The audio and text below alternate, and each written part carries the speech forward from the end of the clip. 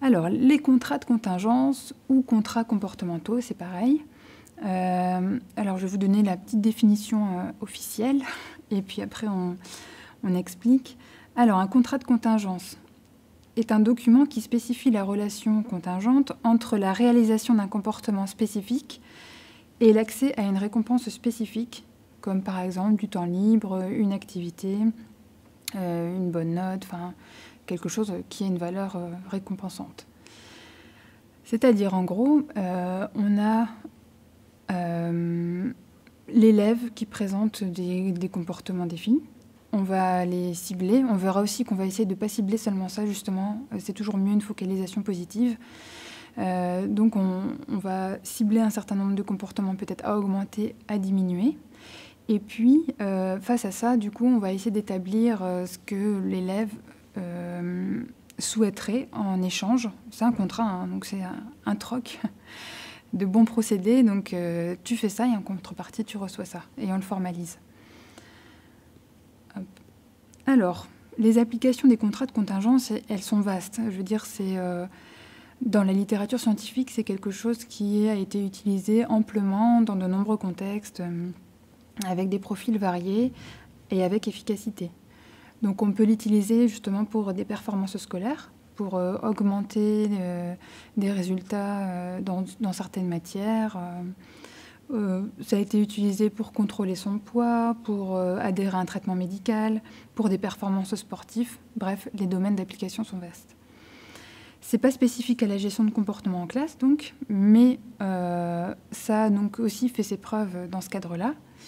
Et puis, ça peut s'utiliser comme finalement toutes les procédures qui vont être présentées, ça peut s'utiliser seul ou en combinaison avec d'autres interventions. Et justement, dans la dernière partie, on va prendre l'exemple de la régulation émotionnelle, où on va présenter des combinaisons d'interventions. Alors, le contrat de contingence, il nécessite quand même des compétences minimales. C'est pas judicieux de mettre ça en place avec des enfants non-verbaux qui ont un retard intellectuel important. Il faut que la personne elle comprenne les tenants et les aboutissants, c'est-à-dire qu'elle puisse déjà différer une récompense, qu'elle puisse se tenir à une règle finale. On n'est plus dans on n'est plus dans l'expérience pure, c'est-à-dire que c'est pas je fais quelque chose et il m'arrive ça directement derrière.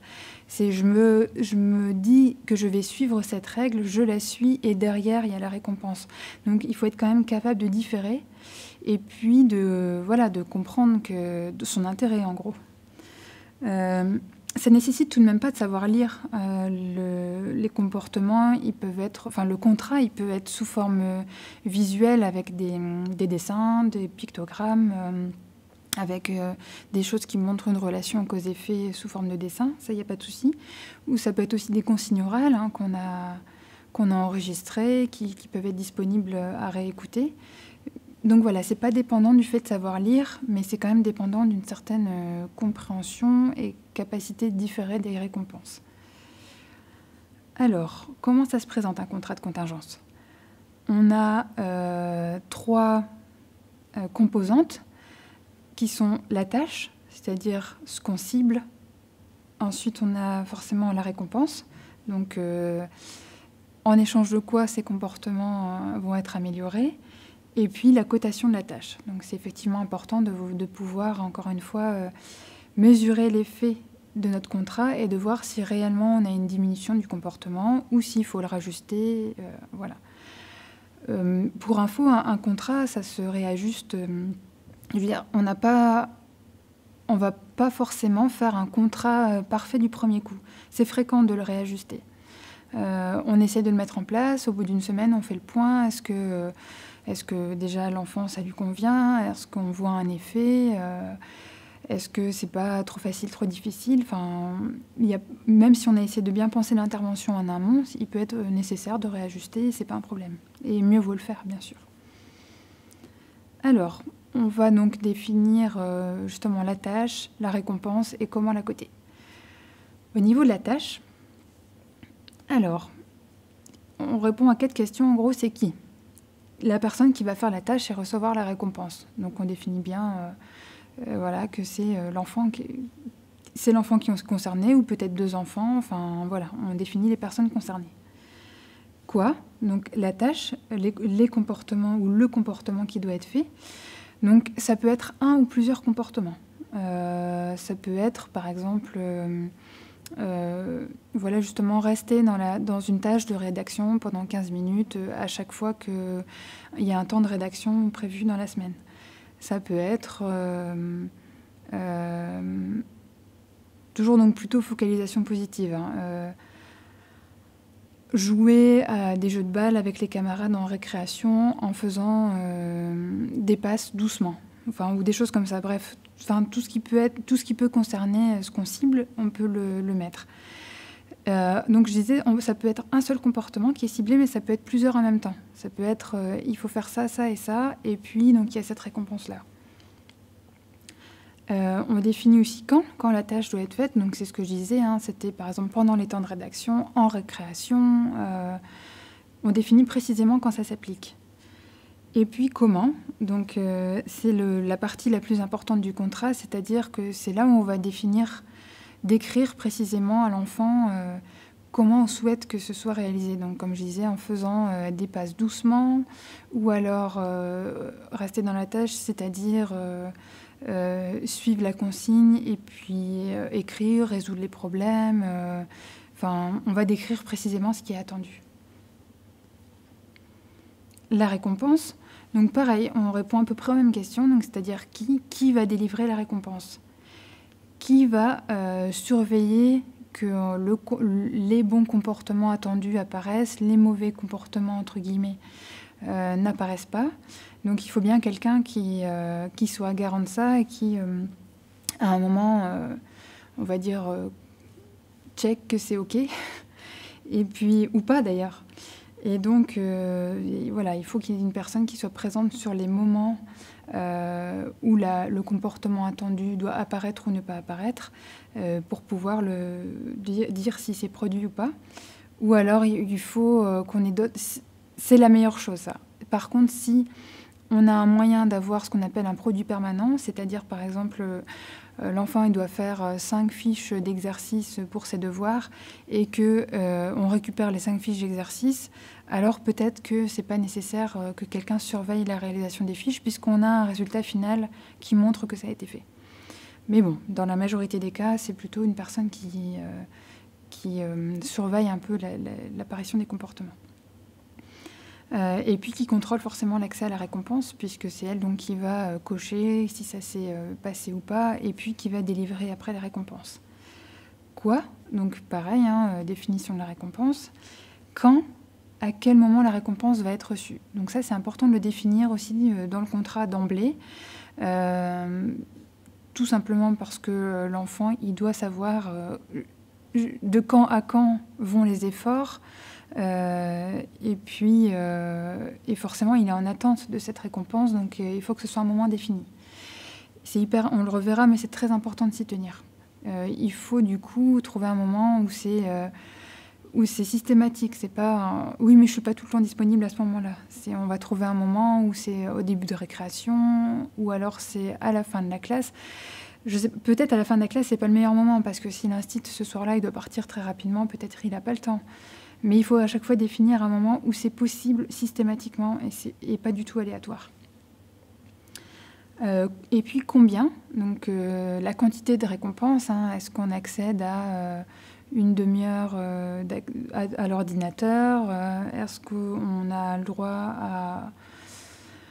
à je ne sais pas, avoir autant de cartes qu'on collectionne. Enfin, voilà, il faut définir assez précisément la récompense, la quantifier. Voilà. Et puis oui, ce que je disais, y inclure aussi les contingences de bonus, s'il y en a, parce qu'on peut dire il peut réaliser ça, ça et ça. Et si, par exemple, sur 3 périodes consécutives où on a mis en place le contrat, il a réussi à remplir le contrat, il peut y avoir un bonus. Par exemple, cette semaine, il a été parfait, entre guillemets, c'est-à-dire qu'il a été un succès sur tous les comportements attendus. Ok, il a le droit à sa récompense en fin de semaine.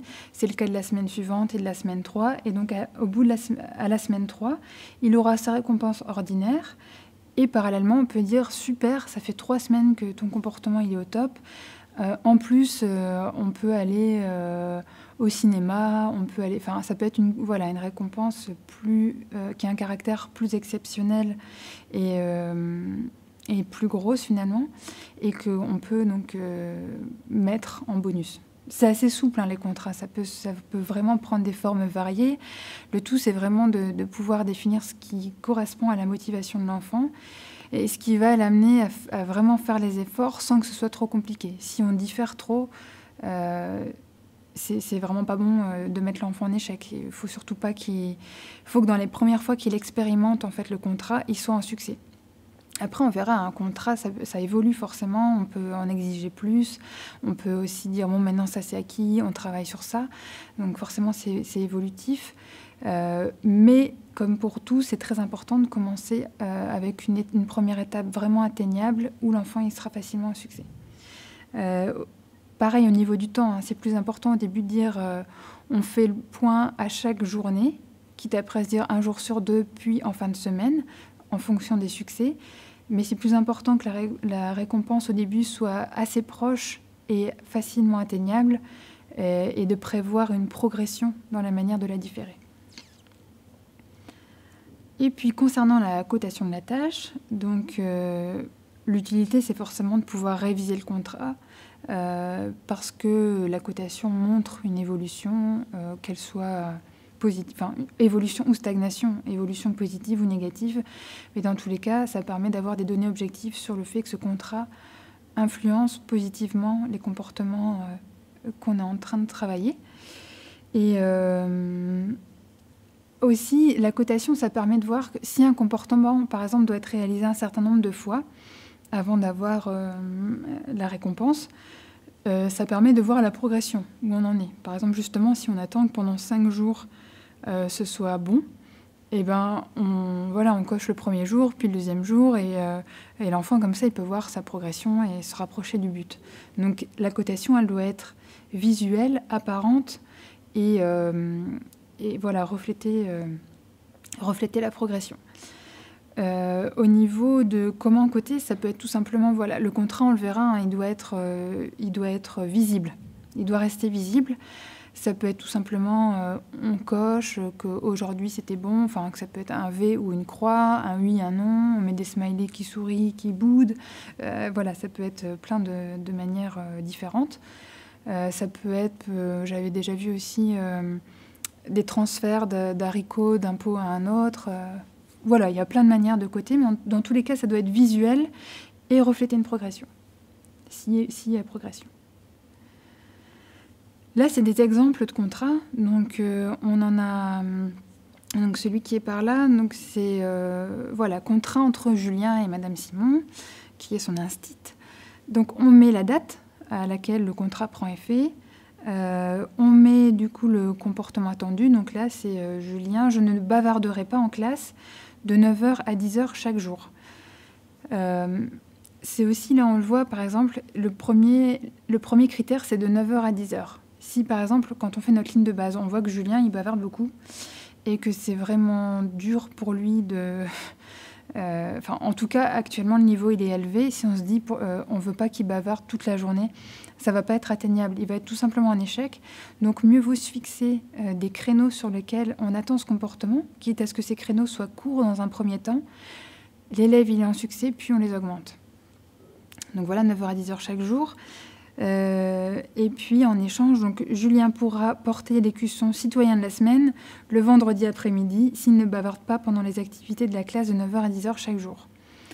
Et donc, un contrat aussi, ça se signe. Donc, c'est-à-dire que l'enfant, voilà, comme un vrai contrat, hein, il met sa signature. Et puis, la personne qui, donc, comme on l'a dit, hein, qui vérifie et qui délivre les récompenses, elle le signe également. On a un deuxième contrat à côté, donc c'est juste une présentation. Parce que là, le contrat, du coup, c'est juste là le descriptif. Après, comme on l'a dit, il faut la cotation. Donc là, on a par exemple lundi, mardi, jeudi, vendredi, et on entoure oui ou non. Et on a la place sur ce contrat pour 3 différents objectifs.